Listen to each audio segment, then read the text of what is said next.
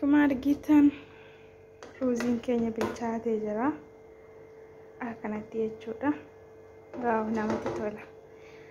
Achii booda akkuma argitanii hedduu bareeda jechuudha. Hedduu bareeda.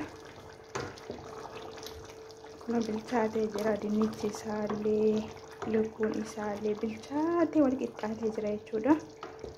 Kana booda nyaachuu qofaati.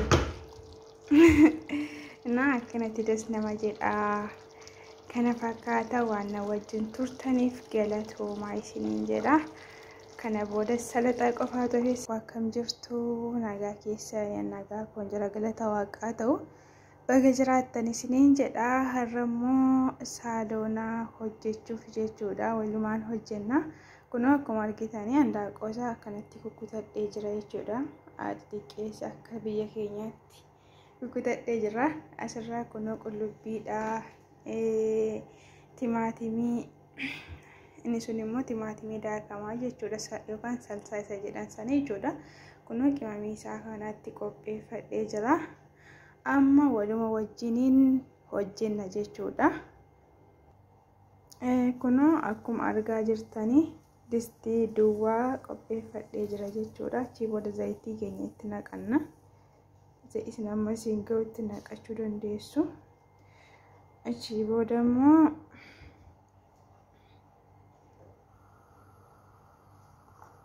achii booda qullubbii keenya itti naqanna jechuudha.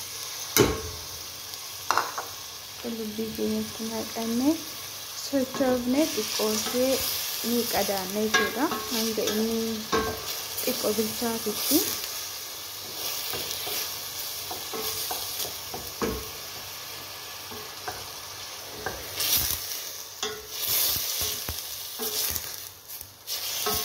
Maatiin koo rakkoo hin qaban. Qullubbii hanga barbaadetti godhachuu danda'a, xiqqeessuu danda'a, baay'isuu danda'a.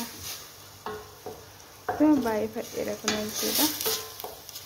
Achii booda xiqqoo itti qadaaddanne achii booda walitti deebina jechuudha. Amma deebi'ee dhufeera jechuudha. Irraa banna.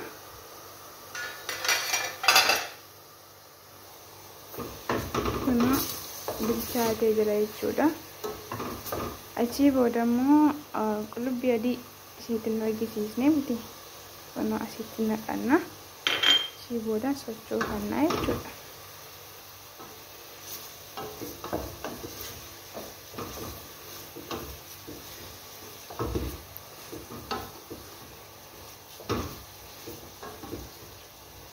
Kunoo amma qullubbiin keenya bilchaatee jira. Achii booda immoo timaatimii keenya sadaakamaa kan itti naqanna jechuudha. Maashiniitiin ol biratti keessa kana salsaa miti jechuudha.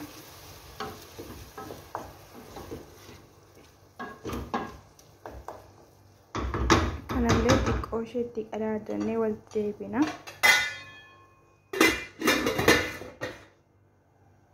Amma irraa bananna jechuudha. Irraa banannee timaatimiin keenya bilchaateera qullubbii waliin jechuudha. Akkuma argitan kunoo bilchaatee jira jechuudha wal faana.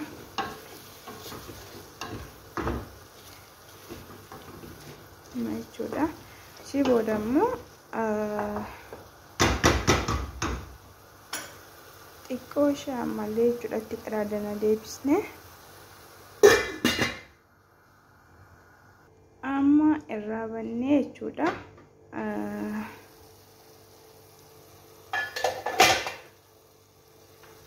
Irraa bannee amma bareedaa ta'ee jira jechuudha. Timaatimii qullubbiin isaa walitti fudhatee jira. Achii booda immoo lukkuu keenya keessa naqanna jechuudha.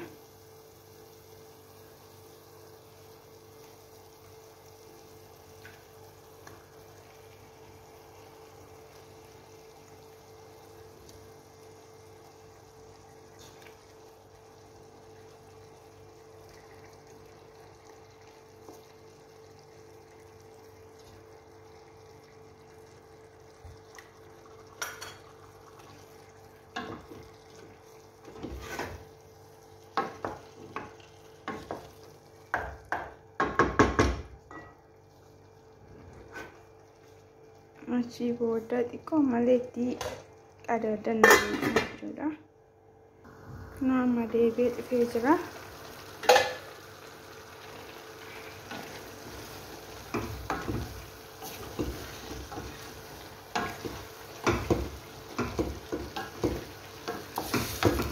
Achii booda immoo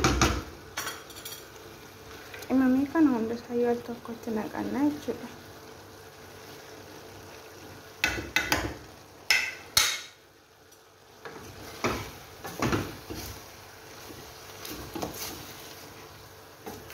Distiin deemti ka yaa uummata.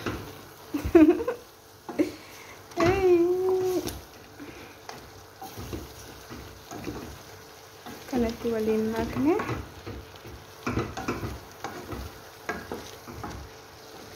egaa akkasitti waliin makne waliin geessine jechuudha. Achii booda immoo salsa yookaan immoo wanti daakamaa jechuudha kan suuqarra bitamu itti godhanna. Achii booda deebisnee akkanatti waliin makna jechuudha. Egaa akkanatti waliin maknee kaanee jechuudha. Achii booda immoo bishaan ho'ifa'ee qaba waan ta'eef bishaan ho'aa itti naqanna jechuudha. Bishaan ho'aa hin baay'isu.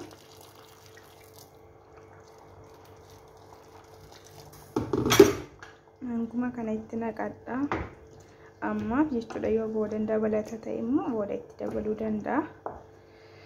Akkana isiniin jedha uummata qeestii. Hanga dhumaatti na waliin tura isiniin jedha. Hanga bilchaate hanga nyaatamu ga'utti waliin haa turru. Amma itti qadaaddanee yeroo inni bilchaatu walitti deebinaa jechuudha. Akkasiniin jedha. Turtiin keessan ana biraa na waliin haa ta'u ana biraa nyaattu laaqana jechuudha. Har'a laaqana na biraa nyaattu kun saaloonaa akkatti isinii hojjetaa jira. Biyya keenya akka kanatti kukkutanii hojjetu mitiire. Handaaqa biliitii ishee baasanii jechuudha. Akkuma kanatti hojjenna. Akkas isiniin jedha. Turtiin keessan hanga dhumaatti ana waliin haa ta'u isiniin jedha. Hanga bilchaatee gahutti na waliin tura. Amma itti qadaadannee biraa deemna jechuudha. Akka koomma bitanii na gubeera. Amma yeroo bilchaatee walitti deebinaa jechuudha. Immoo jechuudha kosbara qaaraa 3 jechuudha. Achi immoo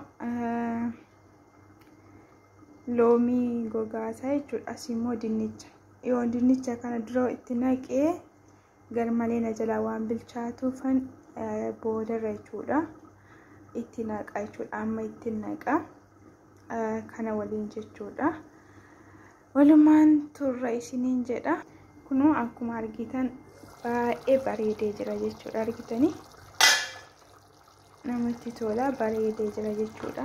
Bilchaachaa jira garuu hin xumuramne waan ta'eef amma bilchaatee jira akkuma argitanii jechuudha. Achii booda immoo kana itti keessa kaawwanna. Sababiin qaaraallee boodarra kaa'ee fi yoo keessatti baay'ee bilchaate macalequu danda'a. Mucaan immoo nyaatu jechuudha. Mucaan tokko waan gubaa hin nyaatu. Guddaadha garuu jechuudha.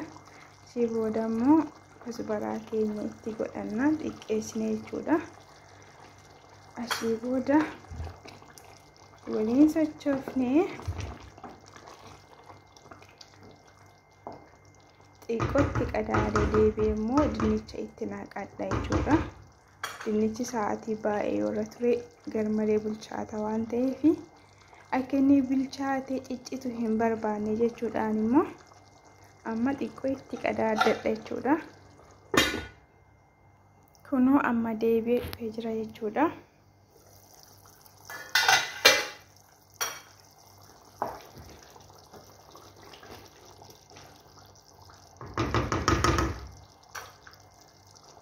Booda dinnicha keenya itti naqanna jechuudha. Dafee akkanaa bilchaatuuf garmalee illee gurguddaa hin goone.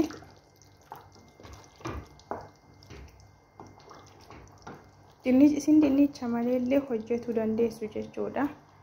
Dinnicha itti godhi waan hin jedhameef amma dinnicha itti godhee jechuudha. Kunoo akkuma argitan bishaan xiqqoo na barbaada. Bishaan xiqqoo itti godhadha. Kunoo amma bishaan xiqqoo itti buufadha jechuudha. Baay'ee hin barbaadu waan ta'eef iyyuu xiqqeessee godhadha. Kunoo jechuudha. Amma bakka kanaan booda daaqoon isaallee bilchaatee jira waan ta'eef akkuma argitan jechuudha bilchaateera. Garuu dinnicha isaa xiqqoo eegaa jechuudha. Dinnichi immoo yeroo baay'ee fudhatu beektu waan ta'eef achi booda akka kanatti jechuudha. Itti qadaadana deebisne. Xiqqoollee guggubattee dhumte dhugaa. Achi booda walitti deebina jechuudha akka bishaate jechuudha. Akkuma argitanii amma ruuza adii hojjechuuf hin jira jechuudha. Saalonii biratti ruuza adii hojjechuu jira. Amma zayitii keenya kan ruuza itti naqanna jechuudha. Achi booda immoo finne ruuza keenya itti naqanna jechuudha. Ruuza dura miiccadheen kaawwadhe waan ta'eef amma itti naqanna. Achi booda ashaboo keenya itti naqanna jechuudha. Xiqqoo sochoofne bishaan keenya itti naqanna jechuudha.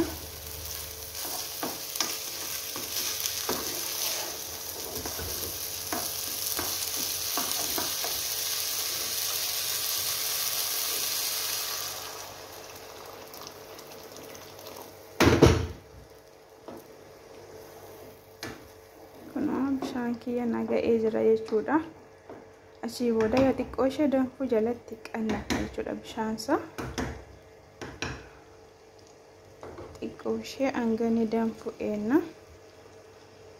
Kunoo bishaansa danfee jira jechuudha ruuzii isaa. Achii booda itti qadaadanna jechuudha.